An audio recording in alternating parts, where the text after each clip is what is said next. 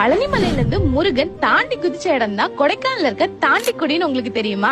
அகத்தியரோட சீடரான இடும்பன் கைலாயத்திலிருந்து சிவகிரி சக்திகிரின்னு 2 மலைகளை சுமந்து வந்திருக்காரு. அதுல ஒண்ணுதான் பழனிமலை, இன்னொன்னு இந்த கொடைக்கானல் மலை. குந்திருக்கும் இடமெல்லாம் குமரன் இருப்பார். அப்படி இடும்பன் கிட்ட முருகபெருமான் பழனியில இருந்து நான் இந்த மலைக்கு எப்படி வரதுன்னு கேட்டிருக்காரு. அதுக்கு இடும்பன் சுவாமிகள் தாண்டி குதின்னு சொல்லியிருக்காங்க. முருகர் தாண்டி குதிச்ச ஸ்தலம் தான் இது. தாண்டி குதிங்கிறது மருவி தாண்டிக்குடின்னு மாறிடுச்சு. இங்க பாலமுருகரோட பாதச்சுவடுகள் இருக்கு. முருகர் வர இடத்துல அவரோட வாகனங்களும் வந்தாகணும் இல்லையா? அதனால இந்த இடத்துல வேல், மயில், சேவல், நாகத்தோட படிவங்கள் இங்க இருக்க பாறைகள்ல இயற்கையாவே அமைஞ்சிருக்கு. இந்த கோயிலோட சிறப்பே மலை உச்சியில 1400 அடிக்கு மேல எல்லா காலங்கள்லயும் சுரக்கிற இந்த சுனைதான். இந்த சுனை நீரை முருகன் பாதங்கள்ல வச்சு வணங்கி குடிக்கிறவங்களுக்கு கர்ப்பப்பை பிரச்சனை நீங்கி குழந்தை பிறக்கும்னும் இன்னும் பல தீராத நோய்கள் தீருங்கிறது இந்த கோயிலோட ஐதீகம். நாங்க கிருத்திகை அன்னைக்கு போனதுனால முருகரை ராஜ அலங்காரத்துல பார்த்தோம். அது மட்டும் இல்லாம தேர் இழுக்கிற பாக்கியமும்